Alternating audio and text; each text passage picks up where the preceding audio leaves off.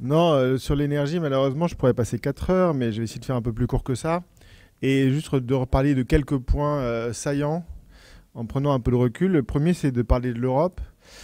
Et de l'Europe qui s'est quand même au départ formée sur l'énergie. L'énergie, c'est un sujet profondément européen. Je rappelle que la communauté européenne du charbon et de l'acier a été fondée en 1951 et que malheureusement l'Europe s'est bâtie sur l'énergie. Et mon intuition, c'est que l'Europe disparaîtra sans énergie.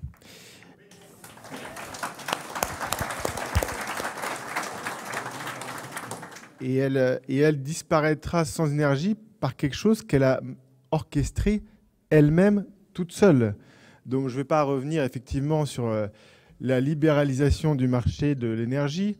Juste un mot, que ce soit sur la libéralisation du marché de l'énergie ou encore la libéralisation du marché du ferroviaire, des trains. Dans les deux cas, ça a fait augmenter le prix et dégrader le niveau de service. Et c'est une bonne idée qui a été insufflée par un pays qui ne fait plus partie de l'Union européenne, qui s'appelle le Royaume-Uni. Et eux, depuis, ont fait marche arrière très largement sur ces deux sujets. Mais non, nous, on continue, on va dans le mur, et ça nous fait plaisir. Le deuxième point, juste un point assez intéressant sur l'énergie, je rappelle juste que l'Europe, en tout cas l'Union européenne, qui ne comprend pas la Norvège, n'a pas d'énergie. C'est-à-dire qu'elle n'a pas de pétrole et elle n'avait pas beaucoup de gaz. Juste un chiffre, en 2014, avant que monsieur, ou alors quand M. Poutine a annexé la Crimée, nous étions en gaz autosuffisant à 40%. Donc 40% venaient de l'Europe et notamment des Pays-Bas avec un champ qui est à Groningen.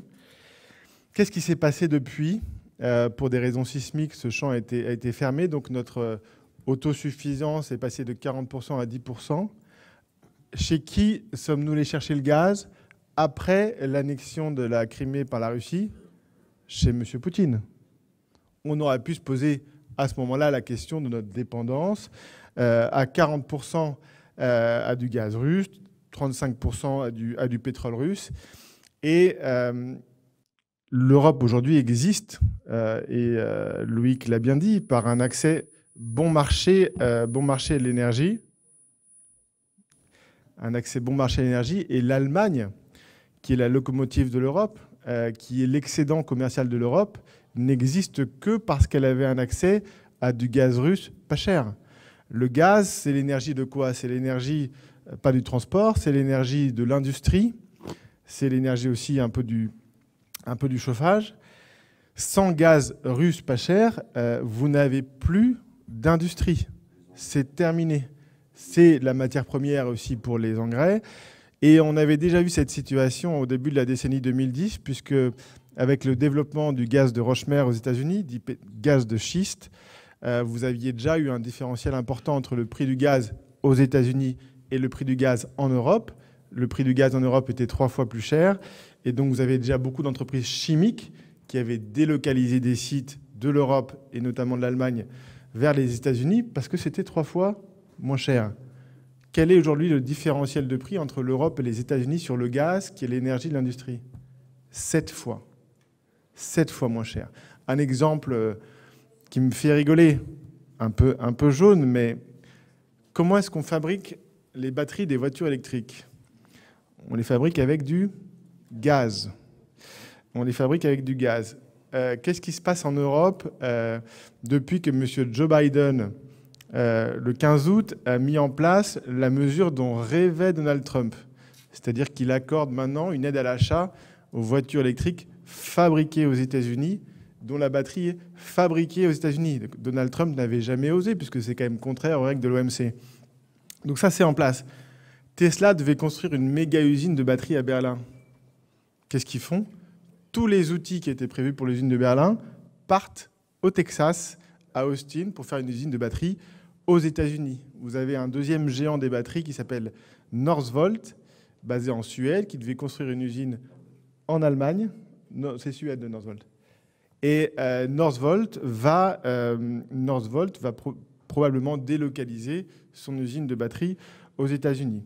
Et donc l'Europe, en décidant de se priver du premier producteur mondial de pétrole, de son principal importateur de diesel, du premier producteur mondial de gaz naturel, a organisé toute seule son suicide et disparaîtra sans énergie.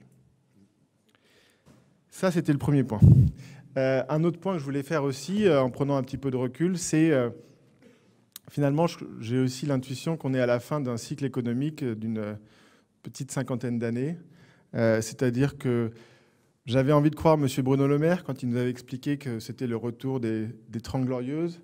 Visiblement, il n'avait pas compris que quand on faisait moins 7%, plus 7%, d'ailleurs, on ne revenait pas exactement au même point. Ça, c'est une autre histoire.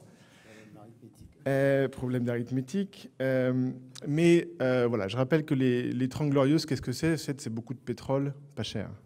8% d'augmentation de l'exploitation de pétrole pendant 30 ans. C'est comme ça qu'on a les Trente Glorieuses, c'est comme ça que les Européens s'équipent avec des voitures, c'est comme ça qu'on a une urbanisation, qu'on construit les villes, etc. C'est ça, les Trente Glorieuses. Et les chocs pétroliers, c'est la fin des Trente Glorieuses parce qu'on n'a plus ces 8%. Et quand on n'a plus ces 8% de croissance par an, qu'est-ce qu'on fait? On les compense avec autre chose. Et c'est là où on sort des accords de Bretton Woods, c'est là où on sort de la monnaie qui est indexée sur quelque chose de physique, qui s'appelle l'or, et qu'on commence à imprimer de l'argent à partir des années 70, et qui permet d'aller compenser ce qu'on n'arrivait plus à atteindre sur le pétrole. Le mouvement s'est un petit peu accéléré depuis une petite dizaine d'années, un peu plus, depuis la crise financière de 2008, puisqu'on a mis en place des politiques non conventionnelles, des banquiers centraux, où on a encore un peu plus décorrélé les marchés de la réalité. Ça nous a permis quand même d'imprimer du pétrole, ce qui était un bel exploit, puisque c'est grâce à ces politiques non conventionnelles qu'après avoir passé un pic pétrolier sur le pétrole peu cher en 2008, le pétrole conventionnel, nous avons une petite picouse de rab d'une dizaine d'années, peut-être un petit peu plus, avec le développement du pétrole non conventionnel aux États-Unis, mais d'ailleurs aussi au Canada.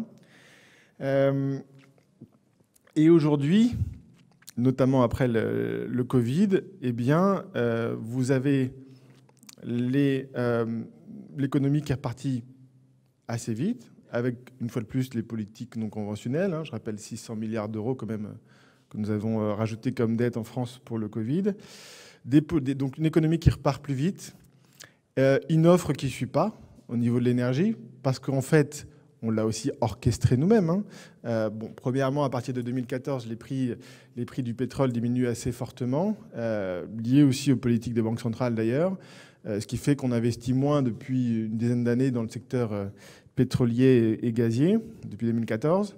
Et puis depuis aussi 2014, et même la COP de Paris, on nous explique il faut surtout arrêter d'aller chercher du pétrole, il faut surtout fermer toutes les raffineries. Et donc on organise nous-mêmes cette pénurie dans laquelle on arrive aujourd'hui. Je rappelle que l'extraction de pétrole a passé un maximum en 2018, 85 millions de barils par jour. Personnellement, je doute que dans l'histoire de l'humanité, nous reviendrons à ce niveau-là. Je pense que c'est derrière nous. Et donc, quand vous arrivez à la fin de ce cycle économique, que ces banques centrales, dont le mandat était d'avoir 2% d'inflation, mais que vous organisez cette inflation, donc en imprimant beaucoup d'argent, donc là on est à 7-8%, on est dans la même période qu'après le premier choc pétrolier. Sauf que là on avait un choc pétrolier, là on a un choc pétrolier, un choc gazier, un choc électrique. On a 3 chocs en même temps. Et malheureusement, quand vous avez accumulé depuis 30 ans, ou un peu plus, 3 000 milliards de dettes, eh bien c'est terminé. Quand vous avez et de l'inflation et 3 000 milliards de dettes, vous êtes cuit. Et donc le système, a priori, devrait s'effondrer dans pas très longtemps. Ça, c'est pour les bonnes nouvelles. Non, juste pour la petite blague et pour voir dans quel monde on est. En 1970, alors moi je suis né en 81, donc j'étais pas là, mais je me suis intéressé à ce que faisait. On était à peu près dans le même choc finalement, la même période, un choc sur la disponibilité de l'énergie. On a eu des pénuries aux stations essence, on avait l'inflation très importante. Et à cette époque-là, M. Messmer, qui devait être Premier ministre, vient et propose un plan en 74, février 74. Quel est son plan? Il vient nous dire, voilà, nous avons décidé de construire 10 réacteurs nucléaires de 1 gigawatt chacun en 5 ans, et ça va nous coûter 10 milliards d'euros, 10 milliards de francs, autant pour moi. Et on va mettre ça en marche et ça va bien se passer. Et c'est ce qui s'est d'ailleurs passé assez bien. Aujourd'hui, 50 ans plus tard, qu'est-ce qui se passe? Eh bien, vous avez Madame Elisabeth Borne qui vient aux 20h de TF1 dimanche soir et qui vous explique « Nous avons décidé, en responsabilité, en européen, de prolonger la ristourne de carburant de 15 jours. » Et c'est ça le problème, je crois. J'ai découvert que Henri Guénaud, vous aviez été commissaire au plan. Moi, je suis passé quelques années, 4 ans, dans ce qui reste du commissariat au plan, qui est France Stratégie. Et je pense que malheureusement, le véritable problème que l'on a aujourd'hui, que ce soit pour nos hommes politiques, mais aussi pour nos entreprises, c'est que nous sommes dans une dictature de l'instant. Nous n'avons plus les moyens de réfléchir sur la longue durée. Et malheureusement, alors que on voit qu'un pays comme la Chine, qui s'est profondément inspiré du modèle français, du modèle de la planification. Planification, c'est quelque chose que tout le monde a le droit de faire, y compris les entreprises, sauf l'État. Parce que c'est un peu trop, d'ailleurs c'était un peu après que vous soyez passé, ça fait un peu trop communiste, vous vous imaginez de faire des plans quand même, voir des plans sur la comète. Non, restons là à se projeter à la prochaine élection présidentielle ou voir l'élection cantonale. Et ça, je pense que c'est le vrai drame. Et qu'on n'est pas non plus aidé effectivement par ce système, par les structures dans lesquelles nous dépendons. La bonne nouvelle néanmoins, c'est que ça va changer. La mauvaise nouvelle, c'est que ça va se faire un petit peu dans la douleur et qu'il faut un petit peu se préparer à ces à-coups. Mais je crois que malheureusement, nous rentrons dans le monde d'après. Le monde de l'énergie bon marché est terminé. Nous serions bien inspirés de regarder ce qu'avait fait Messmer à l'époque, mais à l'époque, ils avaient les moyens de se financer. Aujourd'hui, avec 3 000 milliards d'euros de dette, ça va être quand même beaucoup plus compliqué de financer un plan aussi rapide. Et je rappelle que pour l'instant, dans la loi, si je ne dis pas de bêtises, il y a quand même encore 12 ou 14 réacteurs qui doivent être fermés d'ici 2035. Donc sur un sujet... L'énergie, qui est un sujet qui est compliqué. Malheureusement, c'est vrai que le débat, notamment dans notre pays, depuis 20 ans, a été happé par une polarisation entre des gens pro-nucléaire, contre le nucléaire, un peu aidé par les écolos allemands qui ont fait un coup de force en 98 pour permettre à M. Schröder d'être élu chancelier et qui a mis dans la balance la sortie du nucléaire allemand en 20 ans. Et malheureusement, je crois que c'est un petit peu... Alors, il y a eu d'autres raisons. On avait aussi mis le verre dans le fruit avec Madame Voynet en 97, sur une belle inspiration de Monsieur de Villepin. Mais aujourd'hui, il va falloir qu'on se retrousse les bras. On espère qu'on va trouver un homme politique dans les années qui viennent qui dira non, parce que pour l'instant, on n'en a pas eu beaucoup. Et de toute façon, par la force des choses... je crois qu'on va devoir reconstruire notre indépendance. L'Allemagne nous a bien montré, alors je sais qu'il y a beaucoup de gens en France qui sont convaincus de ce fameux couple franco-allemand. C'est un concept... pas dans cette salle. Le couple franco-allemand, qui est quand même un concept assez franco-français. Il a peut-être existé effectivement sous l'époque d'Helmut Kohl et de François Mitterrand. Mais je pense que depuis une vingtaine d'années, c'est quelque chose qui a complètement disparu. Ouais. C'est quelque chose qui a complètement disparu et il suffit de voir effectivement les prises de position d'Olaf Scholz, que ce soit pour ses achats d'armes, ses achats de missiles antiaériens, ses déplacements en Chine tout seul, pour les derniers récalcitrants qui auraient du mal à s'en convaincre. Voilà, je vais m'en rester là pour l'instant. Merci beaucoup, Nicolas. Non, alors, juste une remarque sur ce que disait Loïc. Moi, c'est vrai que j'ai beaucoup de mal à comprendre pourquoi est-ce que 50 ans plus tard, on n'est pas capable de faire ce qu'on a fait il y a 50 ans, avec l'intelligence artificielle, le big data, le jumeau numérique, Instagram, TikTok, etc. Pourquoi est-ce qu'aujourd'hui, on n'est pas capable de construire une centrale nucléaire en 5 ans 50 ans plus tard, c'est quand même très inquiétant. Mais on est capable, puisque en Chine, on le fait.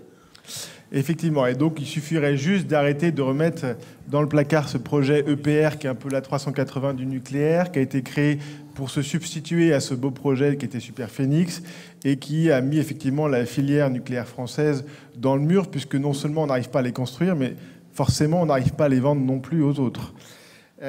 Alors, juste rapidement, un petit tour sur l'énergie, pour voir un peu ce qui nous attend et quelques solutions.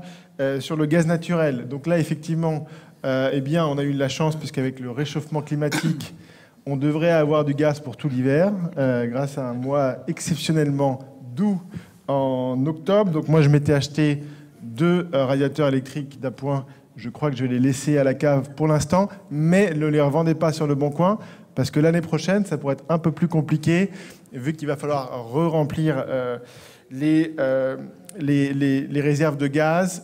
Et là, pour le coup, les Américains ont réussi à faire ce dont ils rêvaient depuis plus de 40 ans, puisque la première fois qu'il y a eu un attentat contre un gazoduc européen, c'était en 1982, organisé par les Américains. Et là, pardon, mais ça, c'est pour le coup, c'est reconnu, c'est public. Il n'y a pas de... Je parle pas de Nord Stream, on attend encore on attend le résultat de l'enquête sur Nord Stream. Moi, j'ai ma petite idée. Oui. Je pense que c'est un pangolin. Mais c'est à confirmer.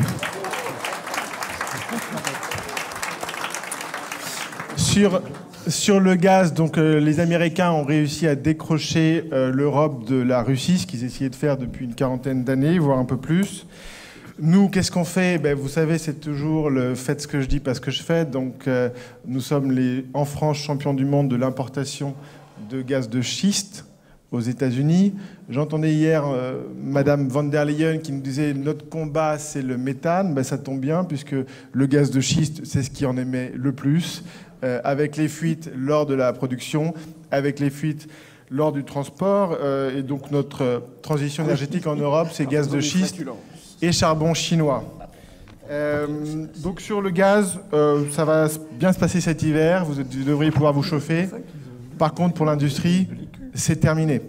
Il n'y a pas d'alternative au gaz russe pas cher.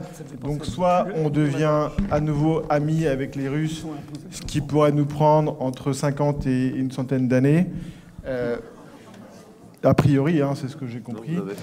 Non, excusez-moi Nicolas, à l'heure actuelle, l'ensemble de l'industrie allemande fait la transformation évidente du gaz en gazole, et l'ensemble du gazole mondial a été stocké est en train de se faire stocker par les Allemands.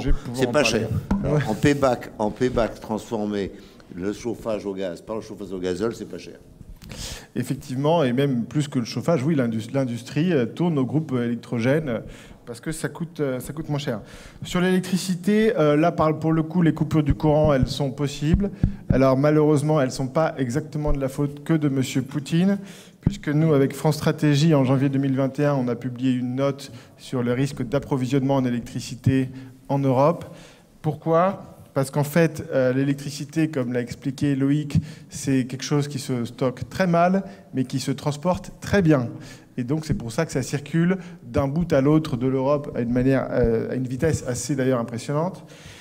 Sauf que qu'est-ce qu'on a fait depuis 20 ans sur l'électricité, qui est un sujet profondément interconnecté? Chacun, dans son coin, a décidé de ce qu'il allait faire. Moi, je vais fermer toutes mes centrales nucléaires. Moi, je vais fermer des centrales à charbon. Moi, je vais fermer des centrales à gaz. Et tout ça, ce sont des moyens qu'on appelle pilotables. On appuie sur un bouton, ça fonctionne. On arrête le bouton, ça s'arrête. Et on s'est dit, on va fermer ces moyens pilotables. On va les remplacer en partie par des éoliennes et des panneaux solaires. Sauf que le jour où il fait froid, il n'y a pas de vent et éventuellement il fait nuit, comment on fait? C'est pas grave, on va compter sur le voisin. Sauf que là, aujourd'hui en Europe, on compte tous sur le voisin. Qu'est-ce qui se passe quand on compte tous sur le voisin? Il se passe un blackout. Donc là, on est dans une situation, dans les années qui viennent, si on décide aujourd'hui de résoudre la situation, peut-être que ça peut s'améliorer à partir de 2030. C'est 10 ans le temps de mettre en place ce genre de choses. Le diesel, Loïc en parlait un petit peu. Alors récemment, à la pompe, vous avez vu qu'il y a eu des pénuries d'essence, qui avaient d'ailleurs été un peu orchestrées et organisées par le gouvernement, puisque quand vous êtes sur une énergie qui est contrainte et que vous baissez son prix, ben vous faites exactement l'inverse de ce qu'il faudrait qu'il se fasse et de vous organiser une pénurie. Nous risquons d'avoir une pénurie de diesel dans les mois qui viennent. Comme le disait Loïc, l'industrie allemande notamment repasse au groupe électrogène diesel pour remplacer le gaz qui est devenu trop cher avec un prix multiplié par entre 10 et 20. Mais on a une pénurie mondiale de diesel dont personne ne parle actuellement. Les États-Unis ont des stocks au plus bas depuis une quinzaine d'années. C'est la même situation au niveau européen. On a en Europe fermé les raffineries. Ça ne s'est pas vu puisque c'était avec le Covid, ça ne s'est pas vu. Mais là, en gros, on a une situation de tension sur le diesel. On a décidé de se priver de notre premier importateur qui est la Russie à partir du 1er février. Et M. Biden réfléchit à interdire les exportations de diesel vers l'Europe. Donc sans les États-Unis, sans la Russie et sans nos raffineries, un conseil à vous donner, si vous roulez au diesel, c'est peut-être le moment de changer. Ou alors éventuellement de prendre un vélo, si c'est possible. Mais ça, le vélo, c'est bien quand on habite en ville avec des pistes cyclables. Dès qu'on sort des villes, c'est un peu plus compliqué. Si on élargit un peu sur l'industrie. Alors l'industrie, moi j'ai une de mes casquettes, de mes occupations à mi-temps, c'est de travailler avec ma femme qui a monté une entreprise qui fabrique des culottes menstruelles en France. Dans les ateliers, anciens ateliers de Le Jaby à Bourg-en-Bresse, ancien atelier de Chantel à la Nester, et donc elle essaie à son niveau de contribuer à la réindustrialisation du pays. Eh bien, je peux vous dire que quand vous fabriquez et que vous vendez des culottes à 35 € et qu'en face de vous, vous avez Lidl qui les vend à 5 €, fabriquées en Chine, avec 5 €, vous achetez même pas les matières de votre culotte. Autant vous dire que je ne suis pas optimiste sur l'industrie. Alors, quand j'étais à France Stratégie, j'avais un petit peu travaillé avec eux sur le sujet de l'industrie automobile. Et donc, il y avait quelques pistes de solutions. Donc, on va essayer de donner un petit peu d'espoir avec quelques idées. Par exemple, sur les voitures électriques. Aujourd'hui, on subventionne la Chine et la Pologne pour qu'elles fabriquent des batteries au charbon. C'est-à-dire que quand vous achetez une voiture électrique, on vous donne 6 000 €, c'est pour payer la batterie. Où est-elle fabriquée? En Chine. Comment? Au charbon. Vous faites le calcul en 2020, 30 000 Renault Zoé fois 6 000 €. J'ai mal fait mon calcul, mais en gros, on n'est pas très loin de 200 millions d'euros pour la Chine et la Pologne. Est-ce que la Chine a besoin de ça pour devenir le champion de la voiture électrique? C'est pas sûr. Et donc, moi, j'ai proposé qu'on conditionne l'aide à l'achat à l'empreinte carbone de la fabrication de la batterie. Vous la fabriquez avec de l'électricité, énergie décarbonée, ben, moi, je vous donne de l'argent. Si c'est pour subventionner la Chine au charbon, je ne trouve pas ça pertinent. Autre chose qu'on peut proposer qui est important, marquage d'origine obligatoire. Tant que vous aurez des produits fabriqués en France, mais que ceux qui sont fabriqués ailleurs n'ont pas l'obligation de dire où ils sont fabriqués, ça n'existe en Europe que sur les fruits, les légumes et je crois peut-être la viande, aucune chance de réindustrialiser. C'est ce que fait les États-Unis depuis longtemps. Vous achetez une voiture aux États-Unis, il y a marqué où la voiture est assemblée, où la boîte de vitesse est assemblée, où le moteur est fabriqué. Et puis enfin, dernière idée intéressante que j'appelle TVA kilométrique. Alors c'est un mot qui n'est pas exactement une TVA kilométrique, mais l'idée ce serait de faire varier la fiscalité des produits qu'on achète en fonction de la distance qu'ils ont parcourue pour pouvoir créer des circuits courts et désavantager les produits qui ont fait 10 000, 15 000, 20 000 kilomètres. Et en gros, ça pourrait ressembler...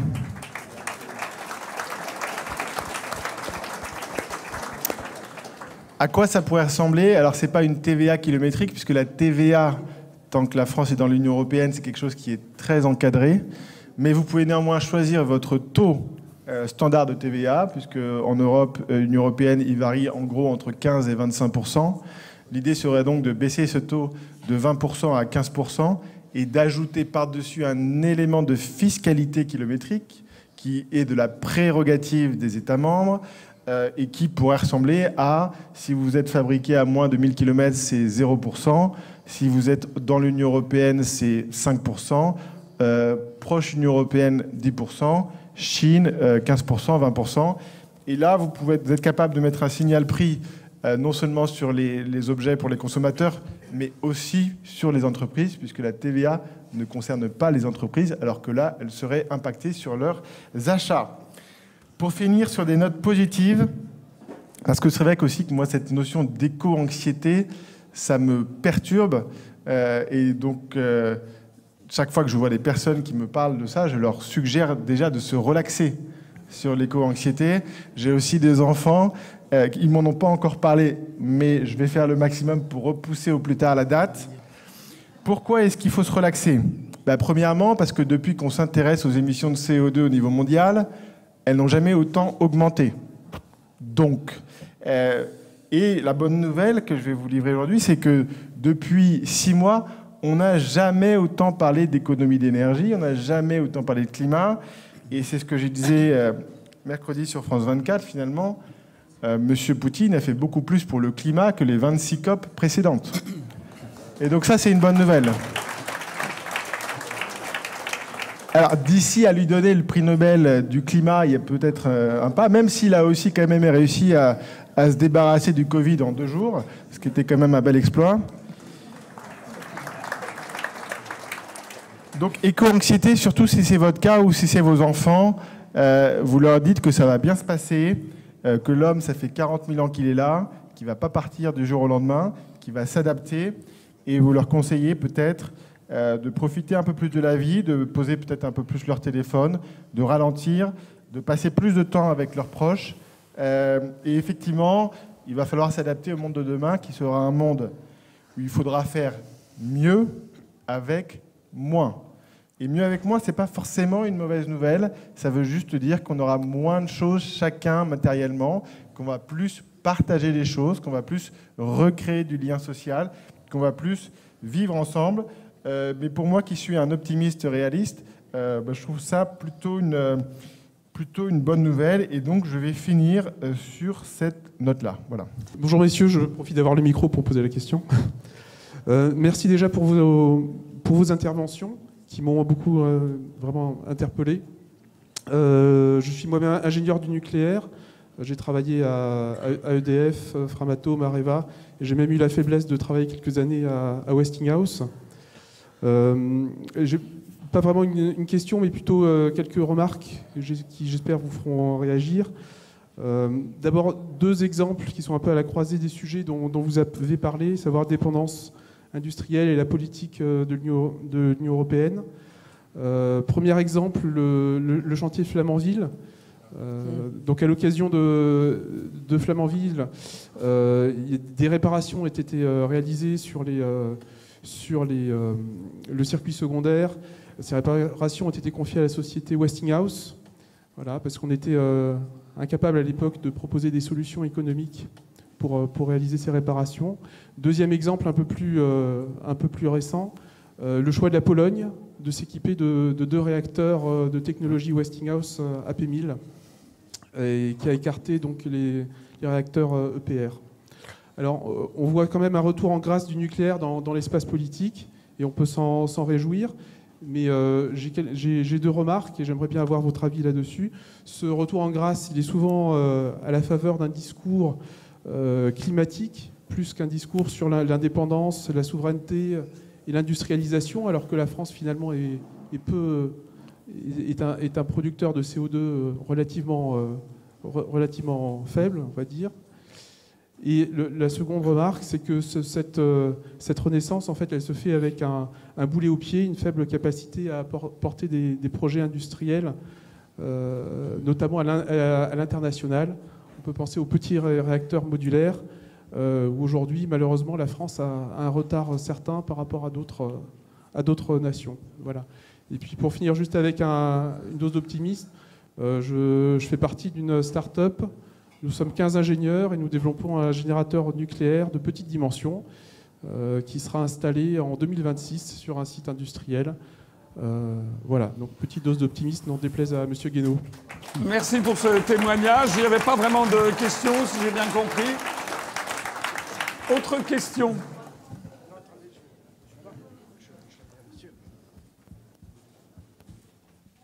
Juste, il y avait, je vais très vite, hein. Oui, il y avait une petite question sur l'énergie le nucléaire pour des raisons climatiques.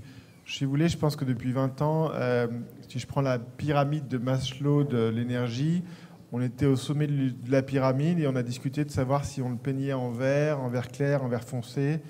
Et on ne parlait pas de la sécurité, on ne parlait pas du prix. Et là, depuis 6 mois, on est redescendu à la base de la pyramide. La base de la pyramide, c'est d'avoir de l'énergie, si possible, bon marché. Et d'ailleurs, l'exemple, c'est la transition, le Green Deal européen, puisqu'on est passé de panneaux solaires et d'éoliennes au gaz de schiste américain et au charbon. Donc, je pense que le climat, on va en parler. Alors, c'est un sujet important, mais qui nous impacte déjà, mais à horizon et qui allait encore nous impacter plus dans les années qui viennent. Là, les gens découvrent qu'en fait, sans énergie, tout s'arrête. Ils découvrent que le pétrole, c'est le sang de l'économie et que c'est un problème qui va nous arriver à horizon beaucoup plus court. Donc je pense que la préoccupation va se focaliser aujourd'hui sur comment on sécurise l'énergie, et d'autant plus quand on a décidé de s'en priver. Comme je le disais, à la fois premier producteur mondial de pétrole, premier producteur mondial de gaz, qui pose un vrai problème pour le gaz, puisque le gaz est l'énergie de la transition énergétique. C'est elle qui nous a permis à Donald Trump d'être le pays qui a le plus baissé ses émissions de CO2, n'en déplaise à M. Macron, puisqu'il a remplacé des centrales à charbon par des centrales à gaz. C'est ça qui a permis à la Chine de baisser ses émissions de CO2. Et aujourd'hui, le gaz est l'énergie que veut la Chine, que veut la Corée du Sud, que veut le Japon. Et sur ce marché mondial, les prix explosent. Ce qui fait d'ailleurs que tous les pays pauvres, comme le Bangladesh, le Pakistan, ne peuvent plus se le payer et vont tous repartir sur du charbon.